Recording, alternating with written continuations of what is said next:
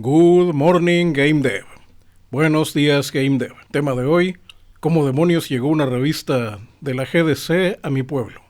Si toman en serio esto del desarrollo de videojuegos, probablemente ya sepan lo que es la Game Developers Conference, o la conferencia más famosa sobre desarrollo de videojuegos, que de acuerdo a unos registros bastante cuestionables, de esos que dicen que nada más porque los videojuegos en Estados Unidos iban en quiebra, el resto del mundo le iba a ir mal, cosa que en Europa y Asia no pasó, y de los que documentos que la mayor parte de lo que hablan es de las aventuras gráficas de Sierra, olvidándose de que fuera del pueblo había muchos tipos de juegos, sobre todo más arcade, que cualquier aventura gráfica, que para los que no la conocieron era algo así como las visual novel que juegan las Fuyoshis, pero bueno, las Fuyoshis y uno que otro otaku, pero sin la calidad gráfica de las visual novels. Así que, bueno, por lo menos las nuevas visual novels ya no te ponen el adivina la palabra, sino adivina la opción de las que te doy. En aquella época sí era adivinar la palabra y adivinar qué es lo que estoy haciendo. Bueno, eso es tema para otro asunto. Bueno, según lo que decían esos viejos documentos, un día se juntaron los iniciadores de la industria de videojuegos en Estados Unidos en un lugar y decidieron que se iban a reunir periódicamente.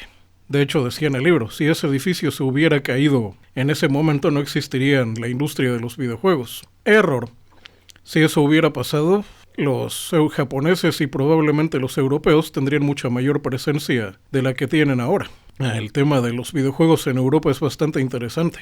Bueno, ¿en qué iba? Bueno, el asunto es que en algún momento la famosa Game Developers Conference fue vendida a una, bueno, no sé cuál sea el término técnico, pero es el equivalente de cuando alguien aquí en Latinoamérica quiere hacer una boda o una fiesta de 15 años, tiene que ir con alguien para que le alquile el lugar. Bueno, la empresa que compró la Game Developers Conference, los derechos, es algo así. No es una empresa de videojuegos, ni mucho menos una de tecnología. Bueno, ni tan siquiera una empresa de tecnología. Es una empresa dedicada a hacer eventos sociales masivos. Y eso es exactamente en lo que se convirtió la Game Developers Conference. Bueno, el asunto es que toda la GDC, para que quienes me dicen que soy la viva imagen de la industria no progresa no reclamen, le diremos la GDC para distinguirnos de la industria. Bien, cuando te inscribes a ellos, una de las cosas que ganas es una suscripción a una revista, entre comillas, bueno, materialmente es una revista o lo fue, que te llega cada cierto tiempo y que habla de lo que se supone que se habla en la GDC. Bien, no estoy inscrito a la GDC, tengo mejores cosas que hacer con lo que cobran de suscripción, pero sin embargo tuve en mis manos una de esas revistas. ¿Cómo conseguí esa revista? Bien, en una época en la que todavía existían comercios conocidos como puestos de revistas, que eran locales completos con esos cubos de papel hoy desconocidos para los nacidos en este siglo, ahí entre las revistas extranjeras, bien, sin yo saber que esa revista venía de parte de la GDC, veo una revista en inglés de bastante buena calidad material, llamada Game Developer, y dije, de aquí soy, y me la llevé. Bueno, este audio está asociado con el audio anterior de revistas de programación de videojuegos. Antes de abrirla dije, esto seguramente es mejor que aquellas viejas revistas de videojuegos con código en BASIC y explicaciones de geometría analítica con más palabras que sea tal que y entonces. La abro y ¡qué basura! La inmensa mayoría del contenido de esa revista era publicidad de servicios y herramientas de la misma gente que iba al GDC. La inmensa mayoría hoy olvidadas. O díganme, ¿quién demonios se acuerda del Granny 3D? La inmensa mayoría era publicidad y artículos que completamente intrascendentes, cuando no puras obviedades. Pero no venía nada de código, ni de cómo programar, ni nada que se pudiera aplicar directamente a la computadora. Las revistas de programación de videojuegos de las que hablé el audio anterior, tranquilamente las podías poner al lado de tu monitor, empezar a teclear lo que venía ahí, y con horas de paciencia ya tenías un juego jugable. Esto ni siquiera eso. Es más, ni siquiera había de esos. Una cosa bastante frustrante, pero que ahora encuentro bastante valiosa, era que cuando empezaba a programar leía documentos que no tenía idea de lo que significaban, y si acaso lograba tener idea de lo que querían decirme, solo lo podía aplicar en papel, pero no podía ejecutarlo en una computadora. De ahí una memoria que tenemos muchos programadores de videojuegos arriba de cierta edad. Si digo A000 o B800, B800, saben de lo que estoy hablando. Quien haya nacido del Windows 95 para acá, creo que no sabrá de lo que es. Ya en otro audio hablaré de lo que significa eso de A000 y B800. Pero era algo que todos sabíamos cómo se hacía, pero muy pocos podían hacerlo. Bien, esa revista Game Developer, que en esa época no sabía que era parte de la Game Developers Conference, eran puros anuncios, escritos intrascendentes que no servían para programar, más anuncios y cosas comparables con las editoriales de los periódicos y opiniones personales. Y eso era antes de la plaga de la corrección política actual. No quiero imaginarme cómo ha de estar esa revista en esta época. De hecho, para que se den en cuenta una idea de lo ridículos que eran esos artículos, recuerdo uno que se llamaba Inteligencia Artificial sin dolor. Bien, todos sabemos que lo que llaman inteligencia artificial no son más que un montón de ifs anidados. Ya si pueden hacer un switch en C, ya esta gente se considera... Hasta llega a sentir el síndrome del impostor. Consejo, no es un síndrome del impostor, eres un impostor real. Bueno, la mayoría de los que pasan por eso. Bueno, total, eso no es ni siquiera programación condicional eficiente.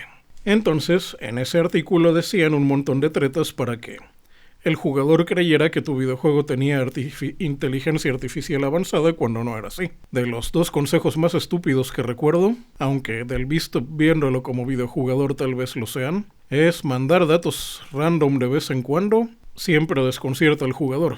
O toma el mismo personaje que tenía antes, cámbiale el nombre y un poco la gráfica, y ponlo en partes más avanzadas del juego, y el jugador va a creer que es un personaje más peligroso. Por ejemplo, si la tota de la mitad del juego te se enfrentó al mismo tipo de infantería, toma ese mismo código y modelo básico, cámbiale el nombre por fuerzas especiales y ponle 2 o 3 insignias en el uniforme, y sin haber hecho más cambios más que una que otro dato random por ahí, ya el jugador va a creer que es algo más avanzado. Bueno, consejos así de estúpidos venían en esa revista. Creo que llegué a comprar más de una, 2 o 3 tal vez, hasta que dije ya me harté.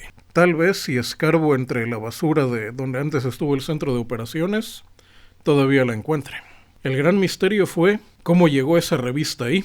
En mi pueblo hay 2 o 3 candidatos. Entre ellos, debería de mencionarlo alguna vez, el primer mexicano en estudiar en DigiPen, según Club Nintendo, vive aquí en Monterrey. No me lo he topado, pero parece que pasé bastante cerca de donde Internet dice que operaba. Ese podría ser un candidato. Otro candidato fue un grupito de desarrolladores de escuela de blancos que también no dudo que tengan contactos en el extranjero. Y no se me ocurre nadie más. Probablemente haya por aquí alguien que esté suscrito a la GDC y además tuviera en su tiempo contacto con revisterías para poder mandar ahí las revistas que ya no necesitaba. Mercado de revistas usadas. ¿Dónde he oído ese término?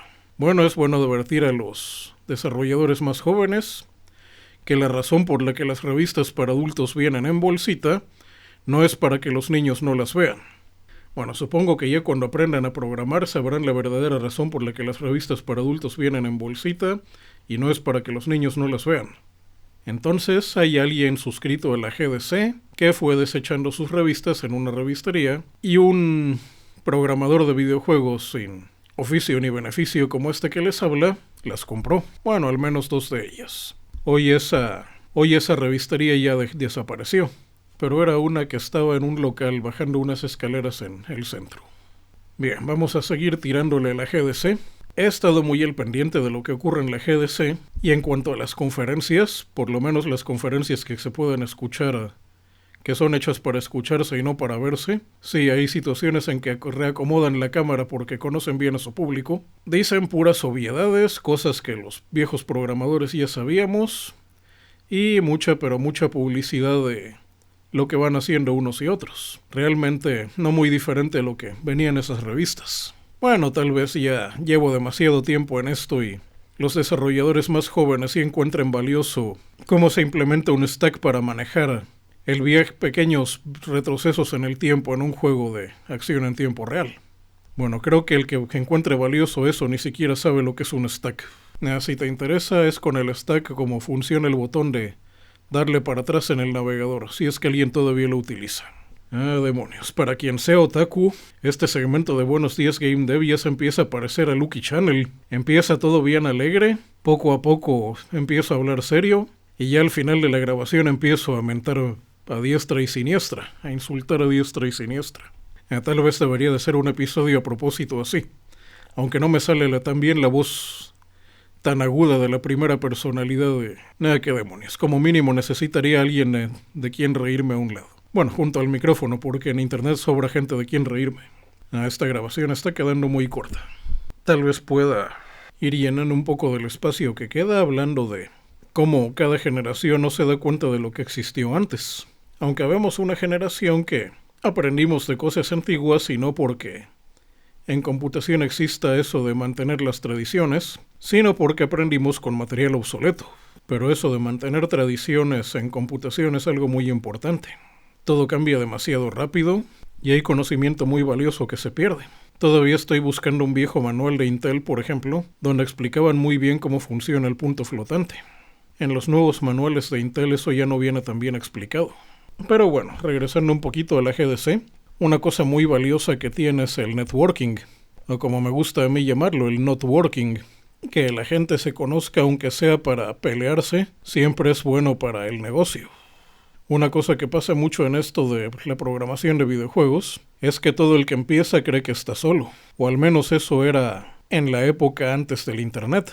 Y aún con el Internet, las comunidades de desarrollo son tan pequeñas y tan conflictivas que a veces es mejor quedarse solo, o como mínimo buscar a los de tu propio bando para pelearte con los de los demás. Por cierto, esto es un previo para un episodio bastante interesante. Hay un juego bastante famoso en su tiempo, el juego de Aladino que salió para Genesis, Sega Genesis y Super Nintendo, que desde que salió por primera vez fue bastante controversial. Era muy buen juego, hay que admitirlo, por su enorme parecido al Príncipe de Persia, sobre todo a la parte 2, que ya era una versión mucho más tipo caricatura y no como sacaron el primero. Pero cada cierto tiempo me doy cuenta de cosas muy interesantes que han pasado en el desarrollo de ese juego. Tanto la censura que tuvo en algunas plataformas, el cómo uno de sus famosos animadores se relaciona con cierta personalidad. Bueno, estamos hablando de relacionarse a nivel generacional con cierta personalidad del videojuego actual. Como Aladino era un juego para niños, no creo que puedan adivinar de quién se trate. Se sorprenderán al averiguar de quién se trata.